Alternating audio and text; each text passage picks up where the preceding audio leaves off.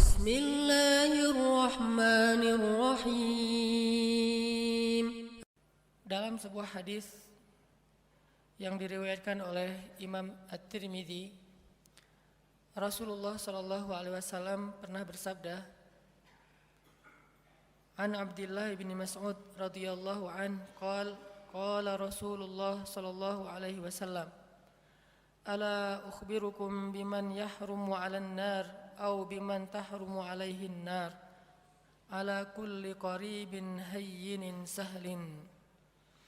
Dari Abdullah bin Mas'ud radhiyallahu an, ia berkata, Rasulullah sallallahu alaihi wasallam bersabda, maukah kalian aku beritahu orang-orang yang tidak akan disentuh oleh api neraka, atau orang yang tidak akan masuk ke dalam api neraka? Mereka adalah setiap orang yang memiliki sifat qaribin hayyinin sahlin. Hadis riwayat At-Tirmidzi. Dalam riwayat yang lain disebutkan ala kulli hayyinin layyinin qaribin sahlin.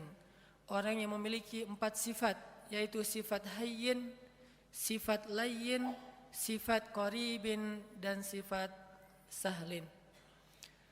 Shadaqa Rasulullah sallallahu alaihi wasallam. Jemaah yang dirahmati Allah, ada 4 sifat yang kita bisa ambil di dalam beberapa hadis tadi.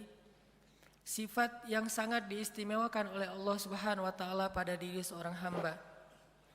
Bahkan Nabi sallallahu alaihi wasallam sampai memberikan jaminan, siapapun yang memiliki 4 sifat ini tahrumu alaihin nar.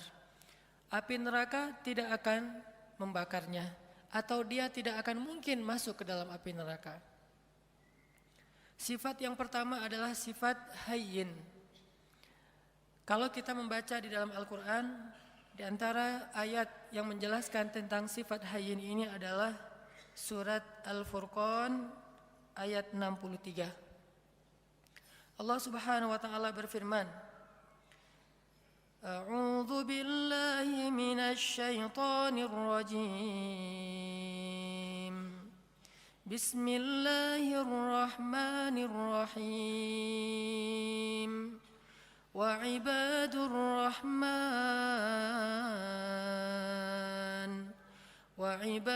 rahman alladhina yamshuna 'alal ardi hauna wa idza khatabahumul jahiluna qalu salama. Sadaqallahul azim. Di antara ciri hamba Allah yang dicintai oleh Allah yang Maha Rahman adalah yamshuna 'alal ardi hauna, orang yang berjalan di muka bumi dalam keadaan haunan atau hayyinan. Haunan atau hayyinan, para ulama menerjemahkan adalah orang yang memiliki sifat tawadhu, rendah hati. Dan sifat rendah hati ini adalah sifat dasarnya seorang hamba.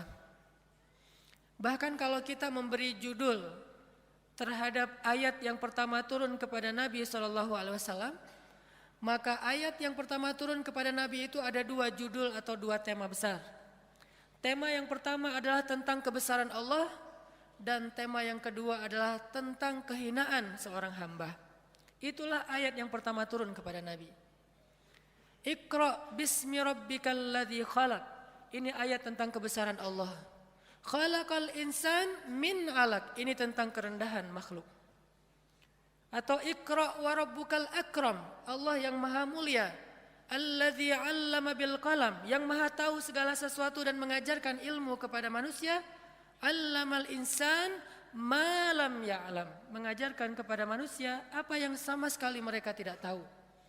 Jadi kalau kita mau ngasih judul terhadap ayat atau wahyu yang pertama turun kepada Nabi SAW, ternyata yang berhubungan dengan makhluk, ayat yang pertama turun itu adalah ayat tentang tawadhu, ayat tentang rendah hati, rendah diri bahkan di hadapan Allah, dan rendah hati di hadapan makhluk.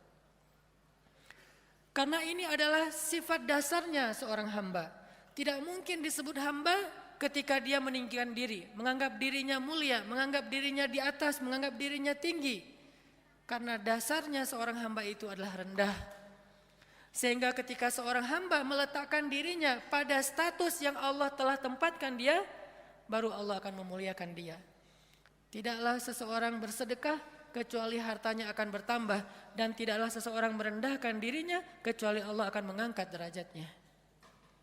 Tapi sebaliknya, ketika seorang hamba menempatkan dirinya di posisi yang lebih tinggi, maka Allah akan menjatuhkan dia sebagaimana Allah menjatuhkan iblis. Ana khairum min, saya lebih baik daripada dia, kata iblis. Maka sejak saat itu iblis diusir dari surga dan dikutuk untuk selama-lamanya.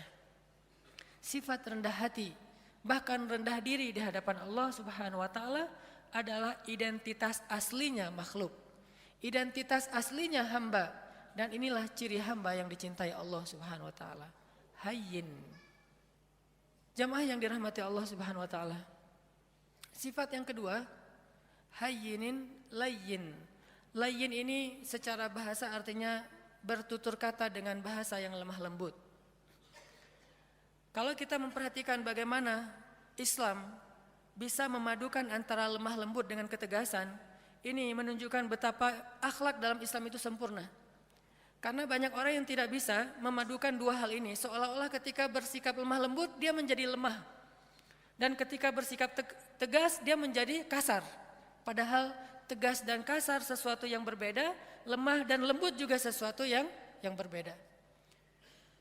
Layyin dan tegas, lemah lembut dan tegas sesuatu yang bisa dipadukan karena dua-duanya akhlak yang mulia.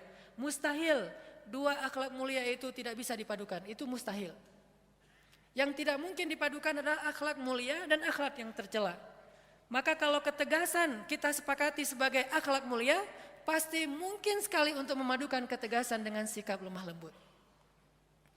Bahkan salah satu ayat yang cukup jelas mengajarkan kepada kita tentang sikap lemah lembut dalam situasi apapun adalah ayat ketika Allah mentarbiyah, mendidik Musa dan Harun ketika mengutus keduanya untuk berdakwah kepada Firaun. Ketika Allah mengutus Musa dan Harun berdakwah kepada raja yang paling zalim yang pernah hidup di muka bumi, bukan hanya raja yang keras, yang kasar, bahkan raja ini pernah mengaku dirinya sebagai Tuhan. Bukan hanya syirik, tapi dia mengaku sebagai Tuhan. Dia mengatakan, Ana Rabbukumul A'la, saya adalah Tuhan kalian yang paling tinggi. Ketika Allah mengutus Musa dan Harun untuk berdakwah kepada raja yang paling jahat ini, apa kata Allah? Wa qula lahu qawlan layyinan, dan ucapkanlah kepada dia ucapan yang lembut. Sebelum Musa disuruh untuk merevolusi Fir'aun, maka Musa diperintahkan lebih dulu untuk qula lahu qaulan layyinan. Kenapa Allah katakan demikian? Karena Allah tahu karakter hambanya yang bernama Musa. Kalau Harun mungkin agak tidak terlalu dikhawatirkan akan bersikap kasar, karena Harun pada dasarnya punya sifat lemah lembut. Harun ini kalau di antara para sahabat mirip seperti Abu Bakar, sedangkan Musa mirip seperti Umar. Memang terkenal dengan kerasnya terhadap kebatilan. Sehingga sebelum Musa bersikap keras atau tegas kepada Fir'aun, maka Allah memberi dia briefing, memberi dia nasihat, qula lahu qawlan layyinan, katakanlah kalian berdua kepada dia ucapan yang lemah lembut. Dan perhatikan juga kisah Ibrahim ketika berdakwah kepada ayahnya. Begitu ayahnya marah-marah kepada Ibrahim, bahkan mengancam akan merajam Ibrahim, apa kata Ibrahim? Qala salamun alaik, sa'astaghfiru laka rabbi, innahu kana bi hafiyya. Kata Ibrahim, salam, enggak apa-apa wahai ayah, aku akan minta ampun untukmu kepada Tuhanku. Sesungguhnya Tuhanku sangat baik kepadaku. Qaulan layyinan, sebelum kalimat-kalimat yang lain. Bahkan Nabi SAW bersabda, sesungguhnya Allah itu maha lembut dan mencintai kelembutan. Dan Allah akan memberikan kebaikan melalui jalan yang lembut yang tidak diberikan dengan cara-cara yang kasar. Ini diantara banyak sekali riwayat-riwayat tentang pentingnya sifat lemah lembut, walaupun bukan berarti tidak ada ketegasan sama sekali. Yang ketiga, setelah hayyinin, rendah hati, layyinin, lemah lembut, ada sahlin. Sahlin itu mudah dan memudahkan. Kalau ke dirinya easy going, kalau ke orang lain itu dia sangat gampang, enjoy gitu. Tidak terlalu mempersulit urusan orang lain. Dan saking ingin memudahkan urusan orang lain, Nabi SAW sering kesulitan sendiri. Saking ingin memudahkan urusan orang lain, sampai beliau sering kesulitan sendiri. Di antaranya, suatu saat Nabi sedang berada di pasar, tiba-tiba ada seorang perempuan, kemudian meminta Nabi, "Hei anak muda, temenin saya belanja." Nggak tahu kalau itu Rasulullah. Ditemenin sama Nabi, angkat barang-barangnya sampai selesai semuanya, kemudian diantarkan ke rumahnya, sehingga Nabi jadi tidak menyelesaikan hajatnya sendiri demi memudahkan urusan orang lain. Karena Allah berfirman, siapa yang memudahkan urusan saudaranya di dunia, maka Allah mudahkan urusan-urusan dia nanti di akhirat. Dan kita tahu akhirat itu hari ketika urusan akan sangat sulit dan kepayahan. Nabi memudahkan. Bahkan dalam sebuah riwayat yang juga cukup terkenal, suatu pagi Nabi SAW lapar, kemudian beliau datang ke dapur istrinya, membuka-buka, kalau bahasa kita mungkin membuka panci gitu, ingin mencari makanan apa di dapur. Ternyata hari itu Aisyah belum memasak apa-apa. Sehingga Nabi ketika lagi buka-buka panci di dapur, tiba-tiba Aisyah muncul. Nabi tidak ingin mempersulit Aisyah, sehingga tiba-tiba Nabi mengatakan, "Ya Aisyah, hari ini saya berpuasa." Sehingga Aisyah otomatis mengatakan, "Oh ya sudah kalau gitu sekalian, memang saya hari ini tidak memasak. Bukankah puasa sunnah boleh niat belakangan dengan syarat belum makan apa-apa?" Akhirnya Nabi yang tadinya niat tidak puasa gara-gara tidak ada makanan, dan tiba-tiba Aisyah muncul. Dan kalau Nabi sampai ketahuan lagi buka-buka panci, nanti Aisyah terpaksa harus belanja, masak segala macam. Untuk memudahkan Aisyah, Nabi mengatakan langsung, "Aisyah, hari ini saya berpuasa." Sehingga Aisyah tidak perlu merasa bersalah karena tidak memasak hari itu. Lihat bagaimana Nabi memudahkan urusan keluarganya. Bahkan ketika ditanya kepada Aisyah, "Ya Aisyah, apa yang dilakukan Nabi di rumah?" Aisyah mengatakan, "Nabi di rumah sibuk menyelesaikan semua urusan istri-istrinya." Jadi Nabi kalau di luar orang berlomba-lomba menyelesaikan hajat beliau, kalau di rumah beliau justru sibuk dan tidak berhenti untuk menyelesaikan hajat keluarganya, menyelesaikan urusan orang lain, sahlin, memudahkan. Dan Allah Subhanahu wa taala senang memudahkan urusan hamba. Yuridullahu bikumul yusra wala yuridu bikumul usra. Allah ingin memudahkan kalian dan tidak ingin mempersulit kalian. Lalu siapa kita yang ingin mempersulit urusan orang lain? Bahkan Allah saja ingin memudahkan urusan kita. Yang terakhir, jamaah yang dirahmati Allah, sifat yang dicintai Allah dari seorang hamba adalah qaribin. Qaribin ini lalu menjadi bahasa Indonesia karib, artinya dekat, akrab, tidak jaim. Orangnya itu mudah untuk bergaul. Baru kenal dengan dia langsung akrab. Dan juga bukan berarti dia terlalu sok akrab atau caper dan seterusnya, tetapi mudah bergaul dengan dia. Tidak ada jarak, tidak membuat orang sungkan. Rasulullah SAW ketemu dengan siapapun, orang itu akan mudah curhat kepada beliau. Bahkan seorang perempuan yang baru kenal beliau dengan nyaman curhat kepada beliau. Datang seorang perempuan mengatakan, "Ya Rasulullah, bukankah Allah la yastahi minal haq?" Allah tidak malu kalau kita ngomong tentang suatu kebenaran? Kata Nabi, "Ya." "Memangnya ada apa?" Kata dia, "Ya Rasulullah, bagaimana cara membersihkan haid?" Seorang perempuan nyaman bertanya itu kepada Rasulullah, dan pasti tidak akan nyaman bertanya itu kepada yang lain. Bagaimana cara membersihkan haid? Nabi mengatakan, "Ya dibersihkan." Kata dia, "Ya tapi bagaimana?" Kata Nabi, "Ya dibersihkan." Kata dia, "Ya tapi bagaimana ya Rasul?" Akhirnya Aisyah yang mendengar pertanyaan ini memegang tangannya, membawa dia masuk ke dalam dan dijelaskan secara lebih jelas, lebih detail, karena Nabi tidak mungkin menjelaskan itu kepada yang bukan mahramnya. Tapi intinya di sini betapa seorang perempuan merasa nyaman untuk curhat, menanyakan perihalnya kepada Rasulullah, termasuk sampai turun ayat curhat di dalam Al-Quran. Tahukah kita surat curhat di dalam Al-Quran? Surat curhat itu namanya Al-Mujadalah atau Al-Mujadilah. Kalau kita baca Al-Mujadilah artinya curhat. Kalau kita baca Al-Mujadilah artinya perempuan yang sedang curhat. Sampai turun ayat tentang curhat, seorang perempuan datang kepada Rasulullah dan menanyakan perihal masalah keluarganya kepada Rasulullah SAW. Dan tidak ada orang yang datang kepada Nabi dalam keadaan kecewa.